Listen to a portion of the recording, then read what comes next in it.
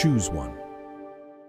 Okay, we didn't get to finish that element, but still, we can start here. So here we have the, sample size, the frequency for each of the months, because we group by month for across those, 6 years, 8 years. We have the averages, and again, the total. You can notice that we still have the negative numbers because we're using Model and DF. We're not using the one that we actually made the transformation.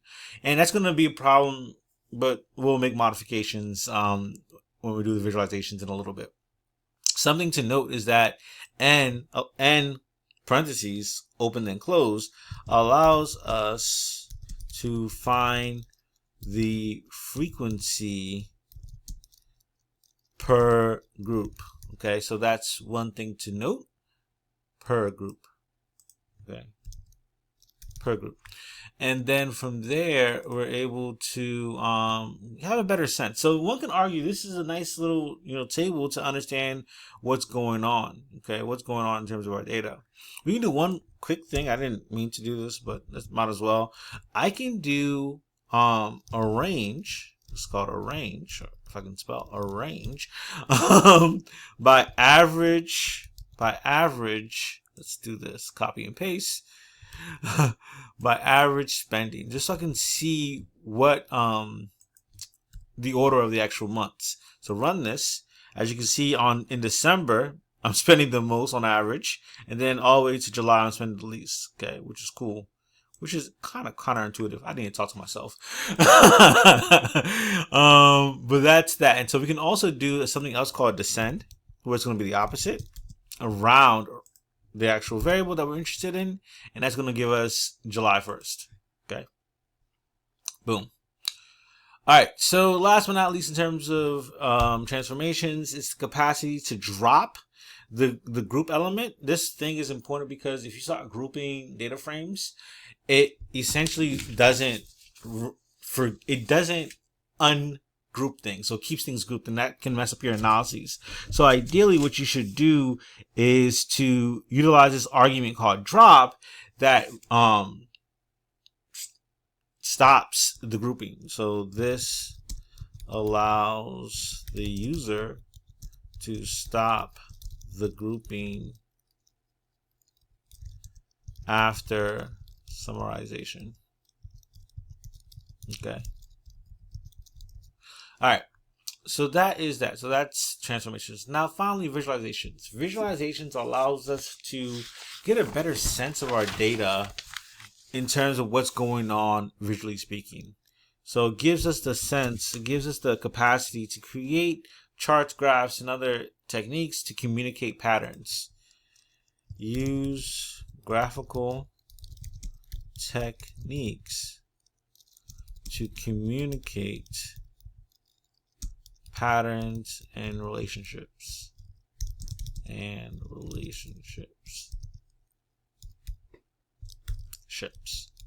Okay, so that is that. So here I'm giving you a lot of code.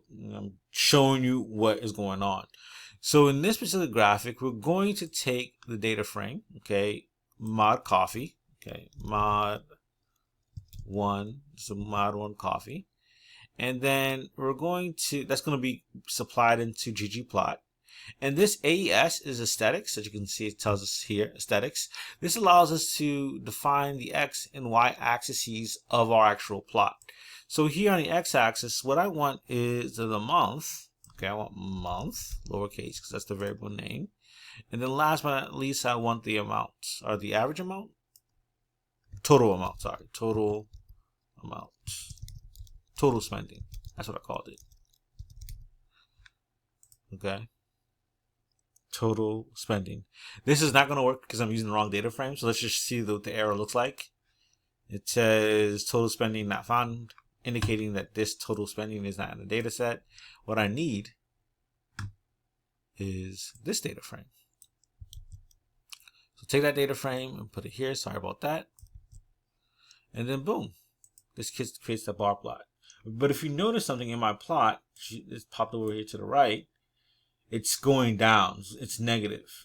That's not ideal, right? I mean, yes, you know we're spending money, but in terms of understanding it, communicating it to your, stakeholders, that doesn't make sense.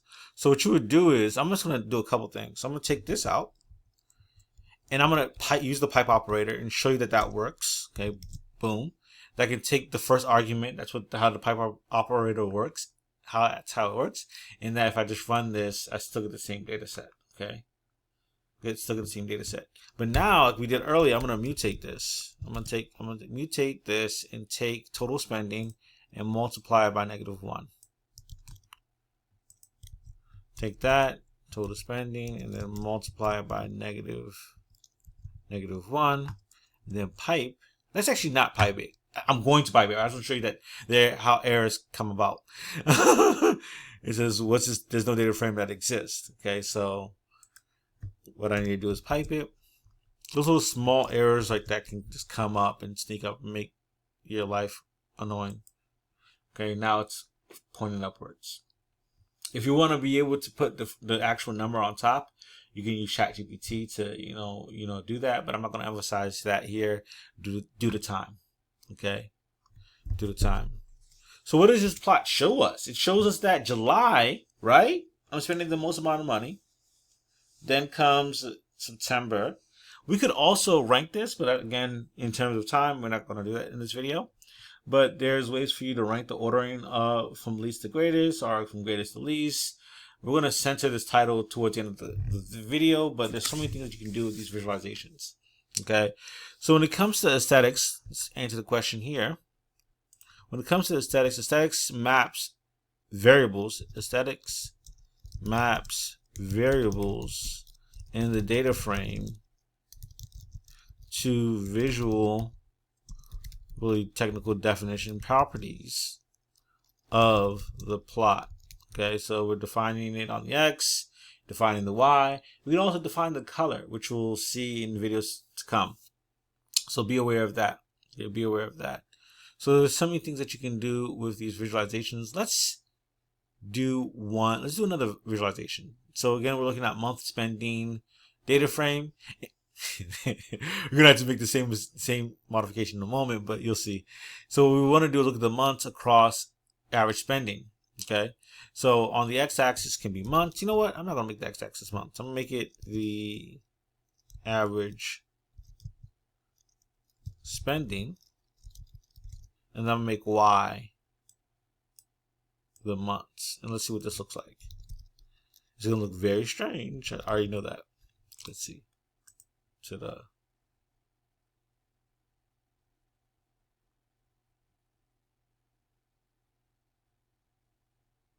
Hold on, let's see. A little brain fart. I believe it's month, not months. It looks funny. See, it's going to the left, right? It's going to the left. It should be going to the right, right? Because we didn't make that modification.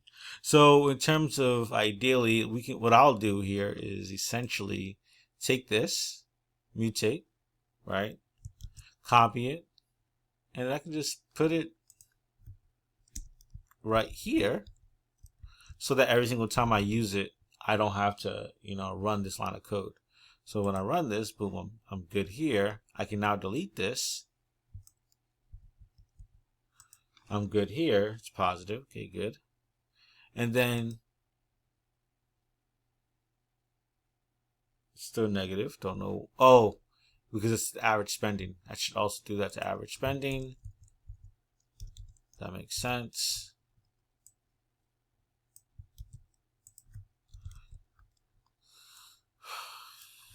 Thank you for your patience. Average spending. Average spending. Then now it should run. Everything's positive. Boom, to the right. Okay, to the right. So something that I could also do is change the plot type. Okay, and so how I change the actual plot type is by modifying the geom layer. So I can have it be points. This is gonna look interesting. Okay. Okay, it gives me the points, right?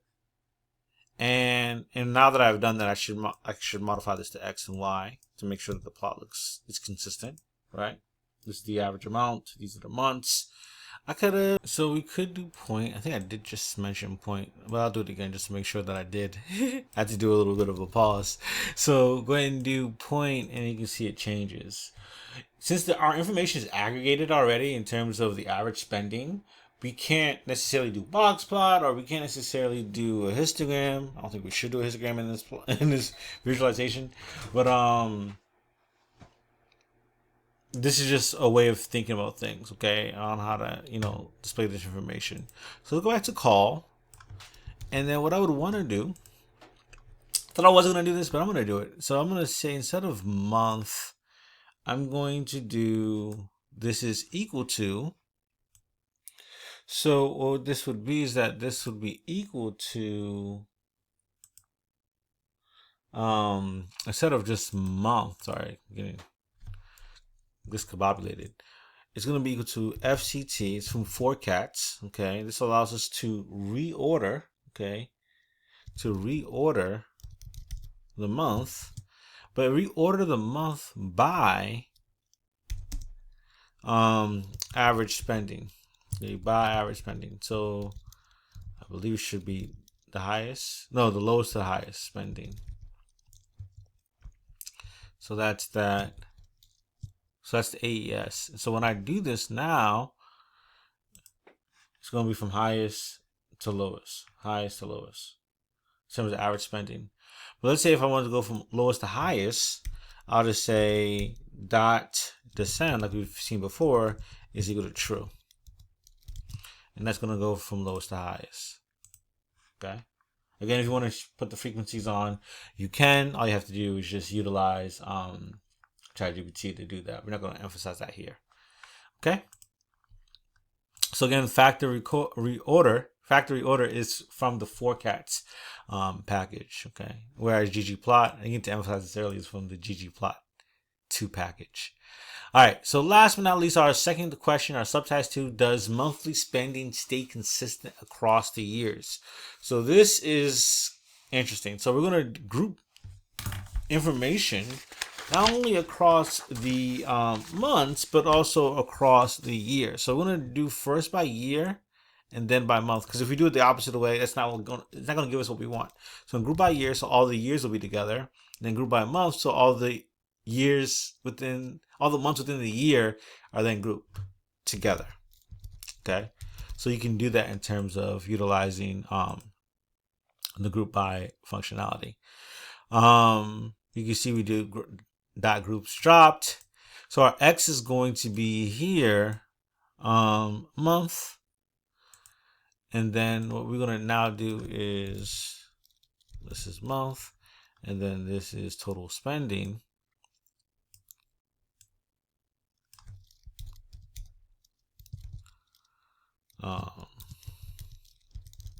That's what we have, spending.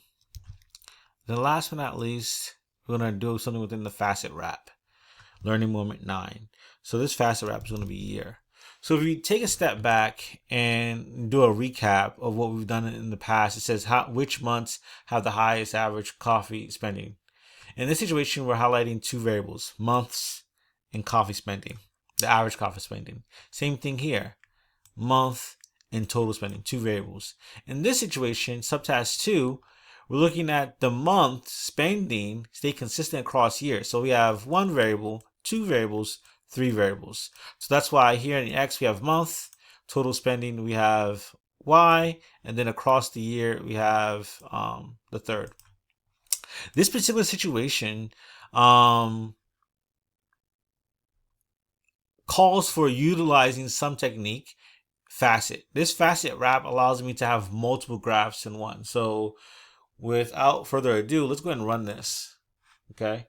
So again, it's negative because I didn't turn it to positive now. So you can kind of get the gist of what's happening here. So you can see it's all the months, okay, across each of the years, and you can kind of see that the general pattern across each year.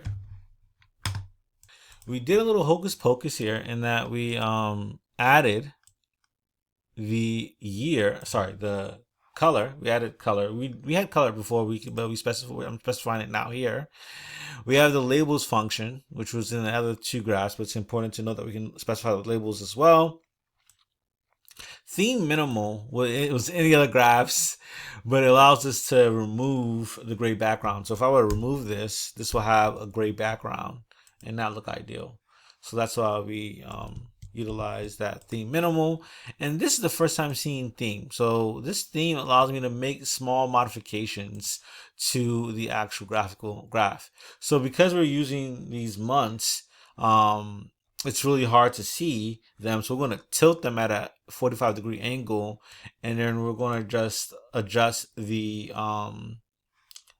x-axis to be on to be 1, indicating it's going to be to the far right. Okay, so that is that. So the thing that's worth noting is the additional variable facet wrap year, and facet wrap year allows us to split allows us to split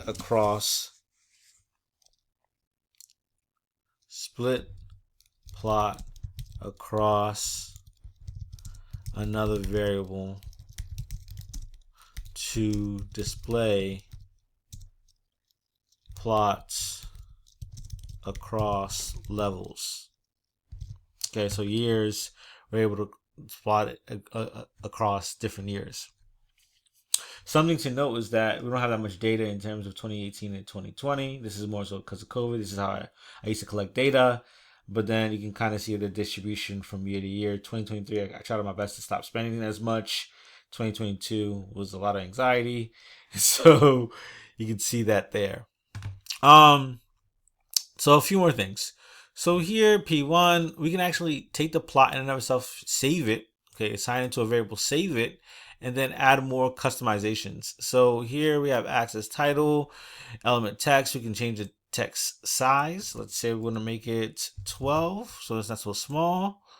Make this 12, and then what we can do is now change the size of, again, 15, and we can make all the bold, make the faces bold, and then adjust the actual positioning of the title. So instead of it being to the far left, it's now going to be in the middle. So when I run this, then run this, you can see now things are bold, it's in the middle. Okay.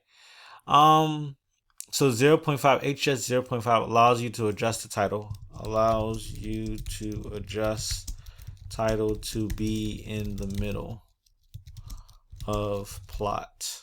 Okay, so that was our first ETV cycle. How did it go? Tell me. Something that I wanted you all to do back if it was during the full 10 to 16 weeks is to actually create your own question. What kind of coffee trends that you might think about, that you might see in my data, that it's worth investigating.